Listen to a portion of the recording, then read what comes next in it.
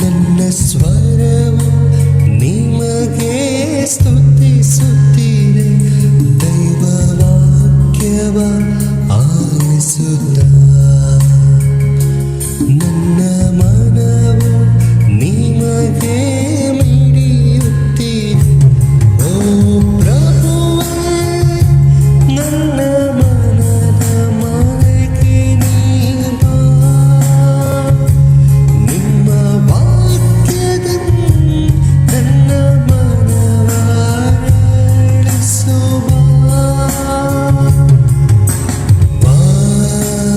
ವಾಕ್ಯೋತ್ಸವ, ಇದು ವಾಕ್ಯೋತ್ಸವ,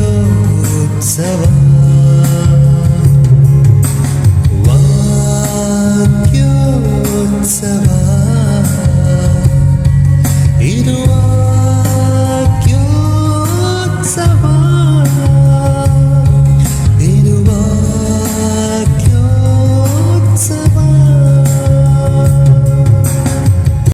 ಎಲ್ಲರಿಗೂ ಪ್ರಭು ಯೇಸುವಿನ ನಾಮದಲ್ಲಿ ಶುಭ ಮುಂಜಾನೆಯನ್ನು ಕೋರುತ್ತೇವೆ. ಬೆಳಗಿನ ಪ್ರಾರ್ಥನೆಯನ್ನು ಪ್ರಾರಂಭಿಸೋಣ. ಪವಿತ್ರ ಶಿಲುಬೆಯ ಗುರುತಿನ ಮೂಲಕ ನಮ್ಮ ವೈರಿಗಳಿಂದ ನಮ್ಮನ್ನು ರಕ್ಷಿಸಿರಿ. ನಮ್ಮ ಸರ್ವೇಶ್ವರ ಪಿತನ, ಸುತನ ಮತ್ತು ಪವಿತ್ರಾತ್ಮರ ನಾಮದಲ್ಲಿ ಆಮೆನ್. ತ್ರಿಕಾಲ ಪ್ರಾರ್ಥನೆ. ದೇವರ ದೂತನು ಪರಿಶುದ್ಧ ಕನ್ಯಾಮರಿಯಗೆ ಸಂದೇಶವಿತ್ತನು. ಇವರು ಪವಿತ್ರಾತ್ಮರಿಂದ ಗರ್ಭಧರಿಸಿದರು. ನಮೋ ಮರಿಯ, ಕೃಪಾಪೂರ್ಣೆ, ಪ್ರಭುವು ನಿಮ್ಮೊಡನೆ ಇದ್ದಾರೆ. ಸ್ತ್ರೀಯರಲ್ಲಿ ನೀವು ಧನ್ಯರು ಮತ್ತು ನಿಮ್ಮ ಉದರದ ಫಲವಾದ ಯೇಸು ಧನ್ಯರು. ಪರಿಶುದ್ಧ ಮರಿಯ, ದೇವಮಾತೆಯೇ, ಪಾಪಿಗಳಾಗಿರುವ ನಮಗಾಗಿ ಈಗಲೂ ನಮ್ಮ ಮರಣದ ಸಮಯದಲ್ಲೂ ಪ್ರಾರ್ಥಿಸಿರಿ. ಆಮೆನ್. ಇಗೋ ಪ್ರಭುವಿನ ಸೇವಕಿ, ನಿಮ್ಮ ವಚನದ ಪ್ರಕಾರ ನನಗಾಗಲಿ. ನಮೋ ಮರಿಯ, ಕೃಪಾಪೂರ್ಣೆ, ಪ್ರಭುವು ನಿಮ್ಮೊಡನೆ ಇದ್ದಾರೆ. ಸ್ತ್ರೀಯರಲ್ಲಿ ನೀವು ಧನ್ಯರು ಮತ್ತು ನಿಮ್ಮ ಉದರದ ಫಲವಾದ ಯೇಸುವು ಧನ್ಯರು. ಪರಿಶುದ್ಧ ಮರಿಯ, ದೇವಮಾತೆಯೇ, ಪಾಪಿಗಳಾಗಿರುವ ನಮಗಾಗಿ ಈಗಲೂ ನಮ್ಮ ಮರಣದ ಸಮಯದಲ್ಲೂ ಪ್ರಾರ್ಥಿಸಿರಿ. ಆಮೆನ್. ವಾರ್ತೆ ಎಂಬುವವರು ಮನುಷ್ಯರಾದರು ಮತ್ತು ನಮ್ಮಲ್ಲಿ ವಾಸ ಮಾಡಿದರು. ನಮೋ ಮರಿಯ, ಕೃಪಾಪೂರ್ಣೆ, ಪ್ರಭುವು ನಿಮ್ಮೊಡನೆ ಇದ್ದಾರೆ. ಸ್ತ್ರೀಯರಲ್ಲಿ ನೀವು ಧನ್ಯರು ಮತ್ತು ನಿಮ್ಮ ಉದರದ ಫಲವಾದ ಯೇಸುವು ಧನ್ಯರು. ಪರಿಶುದ್ಧ ಮರಿಯ, ದೇವಮಾತೆಯೇ, ಪಾಪಿಗಳಾಗಿರುವ ನಮಗಾಗಿ ಈಗಲೂ ನಮ್ಮ ಮರಣದ ಸಮಯದಲ್ಲೂ ಪ್ರಾರ್ಥಿಸಿರಿ. ಆಮೆನ್. ಕ್ರಿಸ್ತರ ವಾಗ್ದಾನಗಳಿಗೆ ನಾವು ಪಾತ್ರರಾಗುವಂತೆ ಪರಿಶುದ್ಧ ದೇವಮಾತೆಯೇ, ನಮಗಾಗಿ ಪ್ರಾರ್ಥಿಸಿರಿ. ಪ್ರಾರ್ಥಿಸೋಣ.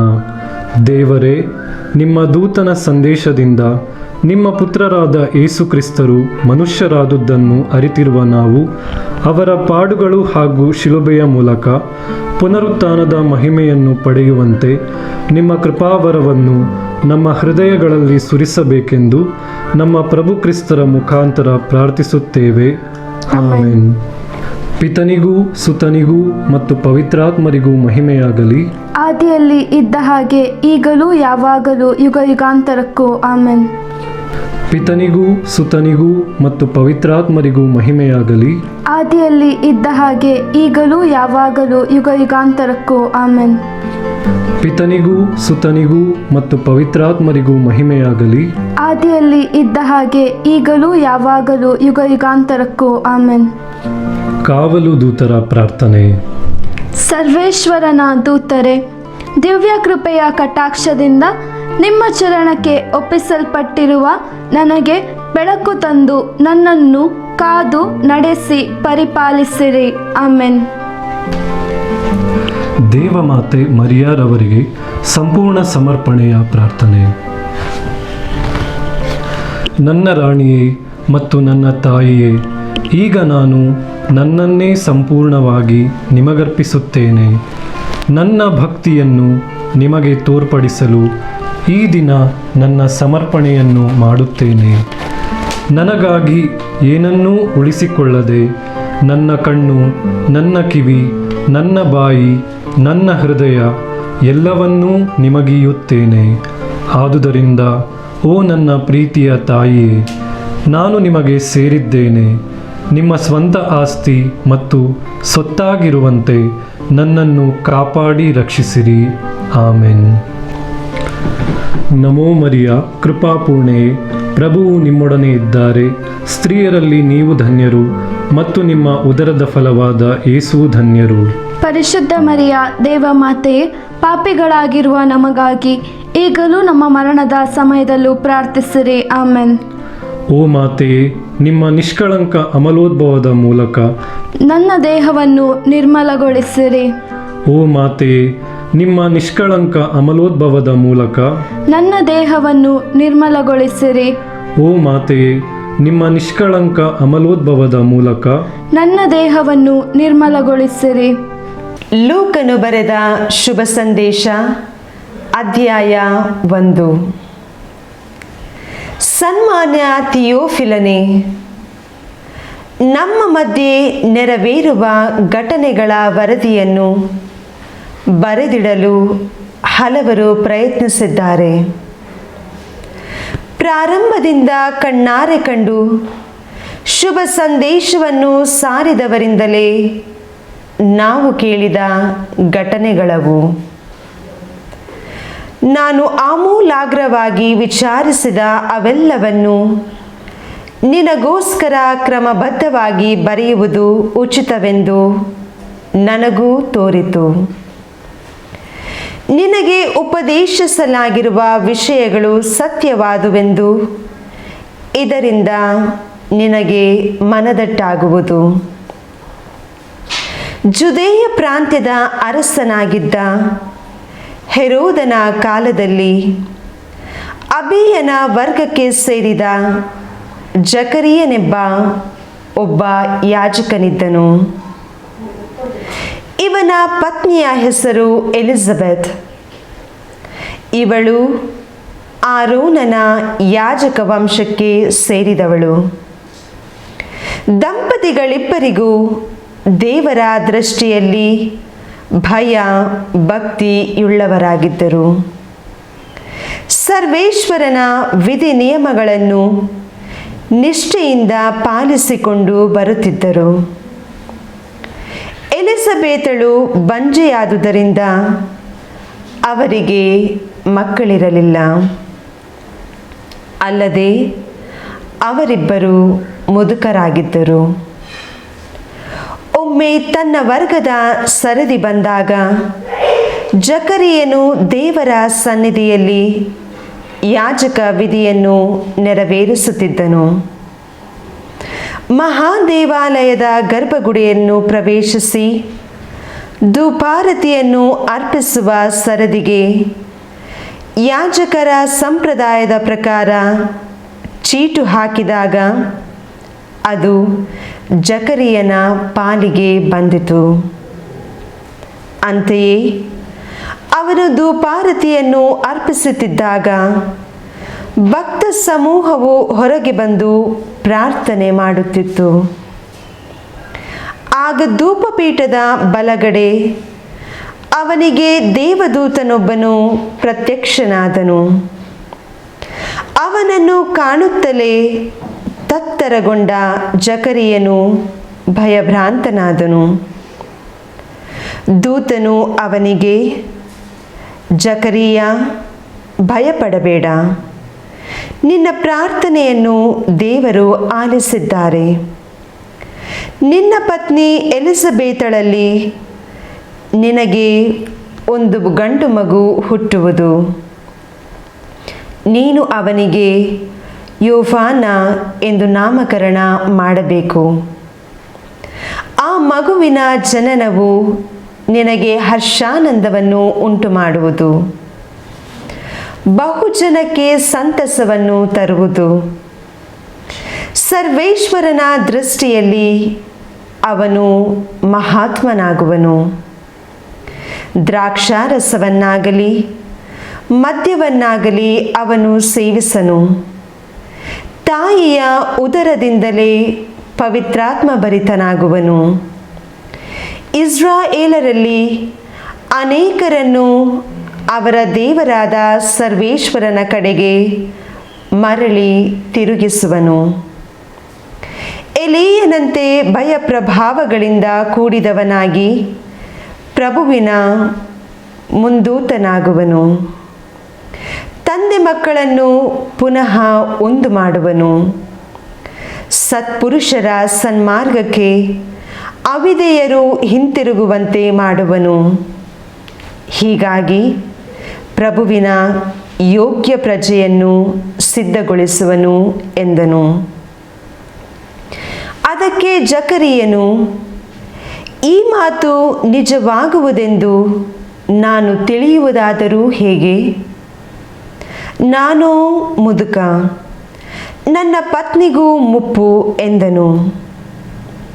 ಆಗ ದೇವದೂತನು, ನಾನು ದೇವರ ಸನ್ನಿಧಿಯಲ್ಲಿ ಸೇವೆ ಮಾಡಲು ಗಬ್ರಿಯೇಲನು ಈ ಶುಭ ಸಮಾಚಾರವನ್ನು ನಿನಗೆ ತಿಳಿಸುವುದಕ್ಕಾಗಿ ದೇವರ ಅಪ್ಪಣೆಯ ಪ್ರಕಾರ ಬಂದವನು. ನಾನು ತಿಳಿಸಿದ ಸಂದೇಶವು ಸಕಾಲದಲ್ಲಿ ನೆರವೇರುವುದು. ಆದರೆ ನೀನು ಅದನ್ನು ನಂಬದೆ ಹೋದ ಕಾರಣ ಅದೆಲ್ಲ ಈಡೇರುವ ತನಕ ಮಾತನಾಡಲಾಗದೆ ಮೂಕನಾಗಿರುವೆ ಎಂದನು. ಇತ್ತ ಭಕ್ತ ಜನರು ಜಕರೀಯನಿಗಾಗಿ ಎದುರು ನೋಡುತ್ತಾ ದೇವಾಲಯದಲ್ಲಿ ಅವನು ಇಷ್ಟು ತಡ ಮಾಡಲು ಕಾರಣವೇನಿರಬಹುದೆಂದು ಆಶ್ಚರ್ಯಪಡುತ್ತಿದ್ದರು. ಅಷ್ಟರಲ್ಲಿ ಜಕರೀಯನು ಹೊರಗೆ ಬಂದು ಮಾತನಾಡಲೆತ್ತಿದ್ದರೂ ಅವನ ಬಾಯಿಂದ ಮಾತೇ ಹೊರಡಲಿಲ್ಲ. ಬರೀ ಕೈ ಸನ್ನೆ ಮಾಡುತ್ತಿದ್ದ ಅವನಿಗೆ ದೇವಾಲಯದಲ್ಲಿ ಏನೋ ದಿವ್ಯ ದರ್ಶನ ಆಗಿರಬೇಕು ಎಂದು ಜನರು ಅರಿತುಕೊಂಡರು. ಅಂದಿನಿಂದ ಅವನು ಮೂಕನಾಗಿಯೇ ಇದ್ದನು. ತನ್ನ ಯಾಜಕ ಸೇವಾ ಸರದಿಯು ಮುಗಿದ ನಂತರ ಜಕರೀಯನು ಮನೆಗೆ ಹಿಂತಿರುಗಿ ಹೋದನು. ಕೆಲವು ದಿನಗಳಾದ ಬಳಿಕ ಅವನ ಪತ್ನಿ ಎಲಿಜಬೇತಳು ಗರ್ಭಿಣಿಯಾಗಿ 5 ತಿಂಗಳು ಮನೆಯಲ್ಲಿ ಮರೆಯಾಗಿದ್ದಳು. ಕಟ್ಟಕಡೆಗೆ ಸರ್ವೇಶ್ವರ ನನಗೆ ಕರುಣೆ ತೋರಿದ್ದಾರೆ, ಜನರ ನಡುವೆ ನನಗಿದ್ದ ಅವಮಾನವನ್ನು ತೊಲಗಿಸಿದ್ದಾರೆ ಎಂದುಕೊಳ್ಳುತ್ತಿದ್ದನು. ಎಲಿಜಬೇತಳು ಗರ್ಭಿಣಿಯಾದ 6ನೇ ತಿಂಗಳಲ್ಲಿ ದೇವರು ಗಬ್ರಿಯೇಲ್ ದೂತನನ್ನು ಗಲೀಲೆಯ ಪ್ರಾಂತ್ಯದ ನಜರೇತ್ ಎಂಬ ಊರಿನಲ್ಲಿದ್ದ ಒಬ್ಬ ಕನ್ನಿಕೆಯಲ್ಲಿಗೆ ಕಳುಹಿಸಿದರು. ಆಕೆಗೆ ದಾವೀದರಸನ ವಂಶಜನಾದ ಜೋಸೇಫನೊಂದಿಗೆ ನಿಶ್ಚಿತಾರ್ಥವಾಗಿತ್ತು. ಆಕೆಯ ಹೆಸರು ಮರಿಯ. ದೇವದೂತನು ಆಕೆಯ ಬಳಿಗೆ ಬಂದು, ದೈವಾನುಗ್ರಹಭರಿತಳೆ, ನಿನಗೆ ಶುಭವಾಗಲಿ, ಸರ್ವೇಶ್ವರ ನಿನ್ನೊಡನೆ ಇದ್ದಾರೆ ಎಂದನು. ಇದನ್ನು ಕೇಳಿದ ಮರಿಯಳು ತಬ್ಬಿಬ್ಬಾದಳು. ಇದೆಂಥ ಶುಭ ಸಂದೇಶ ಎಂದು ಅವಳು ಯೋಚಿಸತೊಡಗಿದಳು. ದೂತನು ಆಕೆಗೆ, ಮರಿಯ, ನೀನು ಅಂಜಬೇಕಾಗಿಲ್ಲ, ದೇವರ ಅನುಗ್ರಹ ನಿನಗೆ ಲಭಿಸಿದೆ. ಇಗೋ, ನೀನು ಗರ್ಭವತಿಯಾಗಿ ಒಬ್ಬ ಮಗನನ್ನು ಹೆರುವೆ. ಆತನಿಗೆ ಯೇಸು ಎಂದು ಹೆಸರಿಡಬೇಕು. ಆತನು ಮಹಾಪುರುಷನಾಗುವನು, ಪರಾತ್ಪರ ದೇವರ ಪುತ್ರ ಎನಿಸಿಕೊಳ್ಳುವನು.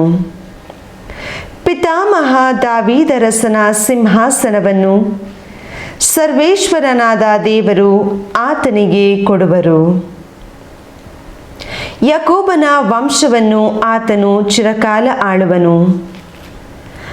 ಆತನ ರಾಜ್ಯಭಾರಕ್ಕೆ ಅಂತ್ಯವೇ ಇರದು ಎಂದನು. ಅದಕ್ಕೆ ಮರಿಯಳು, ಇದು ಆಗುವುದಾದರೂ ಹೇಗೆ? ನನಗೆ ಯಾವ ಪುರುಷನ ಸಂಸರ್ಗವೂ ಇಲ್ಲವಲ್ಲ ಎಂದು ವಿಚಾರಿಸಿದಳು. ದೂತನು ಪ್ರತ್ಯುತ್ತರವಾಗಿ, ಪವಿತ್ರಾತ್ಮ ನಿನ್ನ ಮೇಲೆ ಬರುವನು, ಪರಾತ್ಪರ ದೇವರ ಶಕ್ತಿ ನಿನ್ನನ್ನು ಆವರಿಸುವುದು. ಈ ಕಾರಣದಿಂದ ನಿನ್ನಲ್ಲಿ ಹುಟ್ಟುವ ಆ ಪವಿತ್ರ ಶಿಶು ದೇವರ ಪುತ್ರ ಎನಿಸಿಕೊಳ್ಳುವನು. ನಿನ್ನ ಸಂಬಂಧಿಗಳಾದ ಎಲಿಜಬೇತಳ ವಿಷಯವನ್ನು ಕೇಳು. ಆಕೆ ತನ್ನ ಮುಪ್ಪಿನಲ್ಲೂ ಒಬ್ಬ ಮಗನನ್ನು ಹೆರಲಿದ್ದಾಳೆ. ಬಂಜೆ ಎನಿಸಿಕೊಂಡಿದ್ದ ಆಕೆ ಈಗ 6 ತಿಂಗಳ ಗರ್ಭಿಣಿ. ದೇವರಿಗೆ ಅಸಾಧ್ಯವಾದದ್ದು ಯಾವುದೂ ಇಲ್ಲ ಎಂದನು. ಆಗ ಮರಿಯಳು, ಇಗೋ, ನಾನು ದೇವರ ದಾಸಿ, ನೀವು ಹೇಳಿದಂತೆಯೇ ನನಗಾಗಲಿ ಎಂದಳು. ದೇವದೂತನು ಆಕೆಯನ್ನು ಬೀಳ್ಕೊಟ್ಟು ಅದೃಶ್ಯನಾದನು. ಇದಾದ ಕೆಲವು ದಿನಗಳಲ್ಲೇ ಮರಿಯಳು ಪ್ರಯಾಣ ಹೊರಟು ಜುದೇಯದ ಗುಡ್ಡಗಾಡಿನಲ್ಲಿರುವ ಒಂದು ಊರಿಗೆ ತ್ವರೆಯಾಗಿ ಬಂದಳು. ಅಲ್ಲಿ ಜಕರಿಯನ ಮನೆಗೆ ಹೋಗಿ ಎಲಿಜಬೇತಳನ್ನು ವಂದಿಸಿದಳು. ಮರಿಯಳ ವಂದನೆಯನ್ನು ಎಲಿಜಬೇತಳು ಕೇಳಿದ್ದೇ ತಡ ಆಕೆಯ ಗರ್ಭದಲ್ಲಿದ್ದ ಶಿಶು ನಲಿದಾಡಿತು. ಎಲಿಜಬೇತಳು ಪವಿತ್ರಾತ್ಮ ಭರಿತಳಾಗಿ ಹರ್ಷೋದ್ಗಾರದಿಂದ ಹೀಗೆಂದಳು, ಸ್ತ್ರೀಯರಲ್ಲೆಲ್ಲ ಧನ್ಯಳು ನೀನು, ನಿನ್ನ ಕರುಳ ಕುಡಿಯೂ ಧನ್ಯ. ನನ್ನ ಪ್ರಭುವಿನ ತಾಯಿ ನೀನು. ನನ್ನ ಬಳಿಗೆ ಬಂದುದು ಅದೆಂಥ ಭಾಗ್ಯ. ನಿನ್ನ ವಂದನೆಯ ದನಿ ನನ್ನ ಕಿವಿ ತಾಕಿದೊಡನೆ ನಲಿದಾಡಿತು ಆನಂದದಿಂದ ನನ್ನ ಕರುಳ ಕುಡಿ. ನಂಬಿ ಧನ್ಯಳಾದೆ ನಾನು. ದೇವರಿಂದ ಬಂದ ವಾರ್ತೆ ನೆರವೇರಿಯೇ ತೀರುವುದೆಂದು. ಆಗ ಹೀಗೆಂದು ಮರಿಯಳು ಹೊಗಳಿದಳು, ಎನ್ನ ಮನ ಮಾಡುತ್ತಿದೆ ಸರ್ವೇಶ್ವರನ ಸ್ತುತಿ, ಉಲ್ಲಾಸಿಸುತ್ತಿದೆ ಮುಕ್ತಿದಾತ ದೇವನಲ್ಲಿ. ತನ್ನ ದಾಸಿಯ ದೀನತೆಯನ್ನು ನೆನಪಿಗೆ ತಂದುಕೊಂಡನಾತ ಧನ್ಯಳೆಂದು ಹೊಗಳುವರೆನ್ನನು ಇಂದಿನಿಂದ ಸರ್ವಜನಾಂಗ. ಏಕೆನೆ ಮಾಡಿಹ ನಿನಗೆ ಸರ್ವಶಕ್ತನು ಮಹತ್ಕಾರ್ಯ. ನಿಜಕ್ಕೂ ಆತನ ನಾಮಧೇಯ ಪರಮಪೂಜ್ಯ. ಆತನಲ್ಲಿ ಭಯಭಕ್ತಿಯುಳ್ಳವರಿಗೆ ಆತನ ಪ್ರೀತಿ ತಲತಲಾಂತದವರೆಗೆ. ಗರ್ವ ಹೃದಯಗಳನ್ನಾತ ಚದುರಿಸುವನು, ಪ್ರದರ್ಶಿಸುವನು ತನ್ನ ಬಾಹುಬಲವನು. ಇಳಿಸಿಹನು ಗದ್ದುಗೆಯಿಂದ ಘನಾಧಿಪತಿಗಳನ್ನು, ಏರಿಸಿರುವನು ಉನ್ನತಿಗೆ ದೀನದಲಿತರನು. ತೃಪ್ತಿಪಡಿಸಿರುವನಾತ ಹಸಿದವರನ್ನು ಮೃಷ್ಟಾನ್ನದಿ, ಹೊರದೂಡಿರುವನು ಸಿರಿವಂತರನು ಬರಿಗೈಯಲ್ಲಿ. ನೆರವಾದನು ತನ್ನ ದಾಸ ಇಸ್ರಾಯೇಲನಿಗೆ, ಪೂರ್ವಜರಿಗಿತ್ತ ವಾಗ್ದಾನದ ಮೇರೆಗೆ. ಮರೆಯಲಿಲ್ಲ ಆತ ಕರುಣೆ ತೋರಲು ಅಬ್ರಹಾಮನಿಗೆ, ಅವನ ಸಂತತಿಗೆ ಯುಗಯುಗಾಂತದವರೆಗೆ. ಮರಿಯಳು ಸುಮಾರು 3 ತಿಂಗಳು ಎಲಿಜಬೇತಳೊಡನೆ ತಂಗಿದ್ದು ತನ್ನ ಮನೆಗೆ ಹಿಂತಿರುಗಿದಳು. ದಿನ ತುಂಬಿದಾಗ ಎಲಿಜಬೇತಳು ಒಂದು ಗಂಡು ಮಗುವಿಗೆ ಜನ್ಮವಿತ್ತಳು. ಸರ್ವೇಶ್ವರ ಆಕೆಗೆ ವಿಶೇಷ ಕೃಪೆ ತೋರಿದ್ದಾರೆಂದು ಅರಿತುಕೊಂಡ ಬಂಧು ಬಳಗದವರು ಆಕೆಯ ಹತ್ತಿರ ಬಂದು ಆಕೆಯೊಡನೆ ಸೇರಿ ಸಂತೋಷಪಟ್ಟರು. 8ನೆಯ ದಿನ ಮಗುವಿನ ಸುನ್ನತಿಗಾಗಿ ಅವರು ಬಂದು ಅದಕ್ಕೆ ತಂದೆಯ ಹೆಸರನ್ನು ಅನುಸರಿಸಿ ಜಕರಿಯನೆಂದು ನಾಮಕರಣ ಮಾಡುವುದರಲ್ಲಿ ಇದ್ದರು.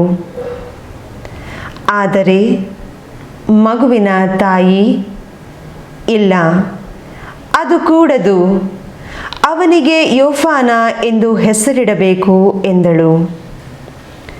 ಅದಕ್ಕೆ ಅವರು, ನಿನ್ನ ಬಂಧು ಬಳಗದವರಲ್ಲಿ ಯಾರಿಗೂ ಈ ಹೆಸರು ಇಲ್ಲವಲ್ಲ ಎಂದು ಹೇಳಿ, ಮಗುವಿಗೆ ಏನು ಹೆಸರಿಡಬೇಕೆನ್ನುತ್ತೀರಿ ಎಂದು ಮಗುವಿನ ತಂದೆಗೆ ಸನ್ನೆ ಮಾಡಿ ಕೇಳಿದರು. ಆಗ ಜಕರಿಯನು ಬರೆಯುವ ಒಂದು ಹಲಗೆಯನ್ನು ತರಿಸಿಕೊಂಡು ಇವನ ಹೆಸರು ಯೋಫಾನ ಎಂದು ಬರೆದರು. ಎಲ್ಲರೂ ಬೆರಗಾದರು. ತಕ್ಷಣವೇ ಅವನಿಗೆ ಬಾಯಿ ಬಂದಿತು, ನಾಲಿಗೆ ಸಡಿಲವಾಯಿತು. ಅವನು ಮಾತನಾಡಲು ಆರಂಭಿಸಿ ದೇವರನ್ನು ಸ್ತುತಿಸಿದನು. ನೆರೆಹೊರೆಯವರೆಲ್ಲರೂ ತಲ್ಲಣಗೊಂಡರು. ಈ ಸಮಾಚಾರ ಜುದೇಯದ ಗುಡ್ಡಗಾಡು ಪ್ರಾಂತ್ಯದಲ್ಲೆಲ್ಲ ಹರಡಿತು. ಕೇಳಿದವರೆಲ್ಲರೂ ಈ ವಿಷಯಗಳನ್ನು ಮನಸ್ಸಿನಲ್ಲಿಟ್ಟುಕೊಂಡು, ಈ ಮಗು ಮುಂದೆ ಎಂಥವನಾಗುವನು ಎಂದುಕೊಂಡರು.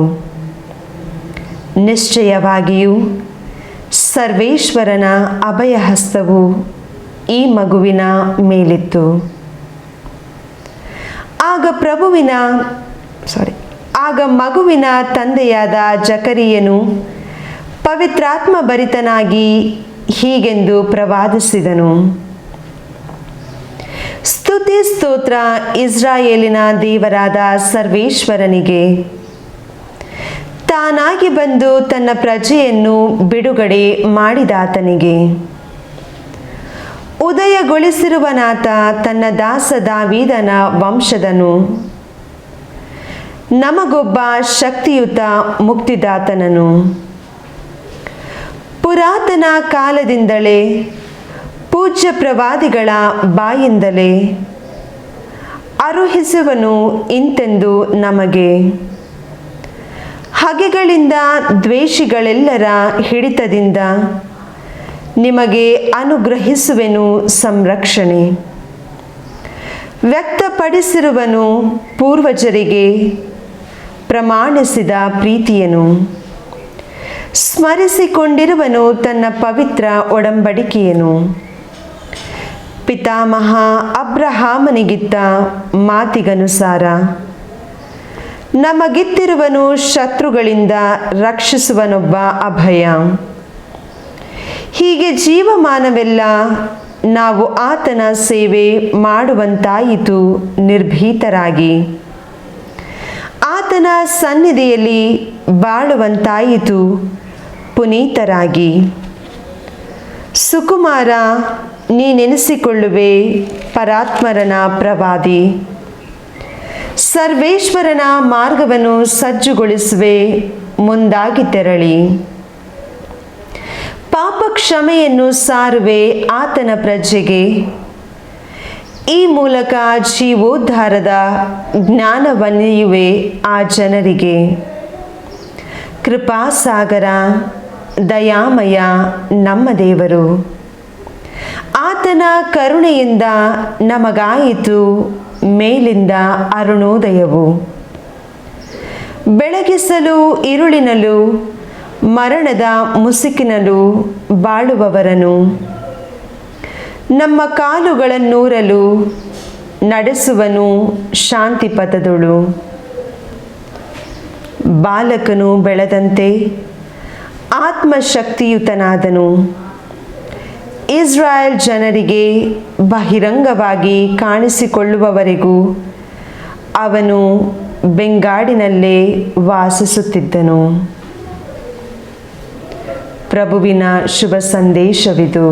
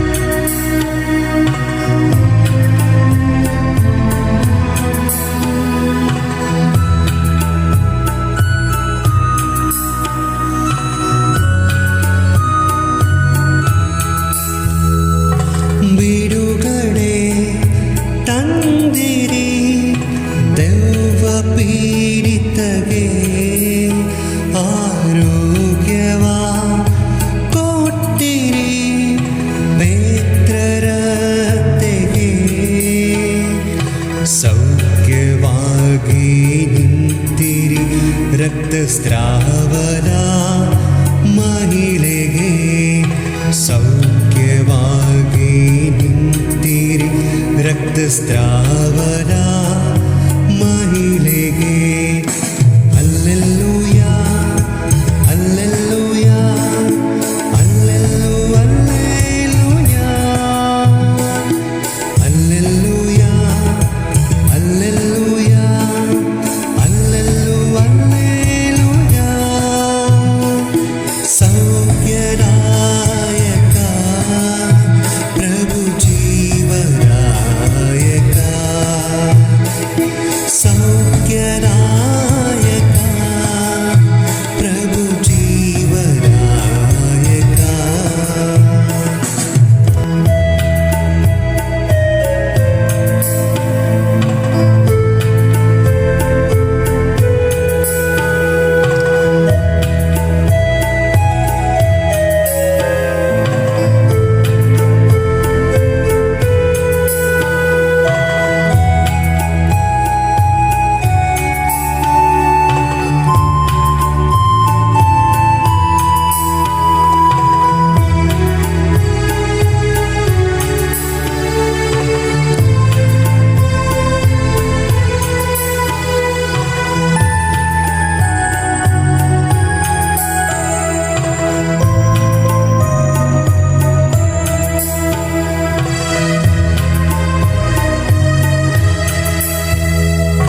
ಕುರುಡಗೆ ಕಣ್ಣನು ತೆರೆಸಿ ಉಳಿಸಿದಿರಿ. ಆ ಕುಂಟಗೆ ಕಾಲನು ನೀಡಿ ನಡೆಸಿದಿರಿ.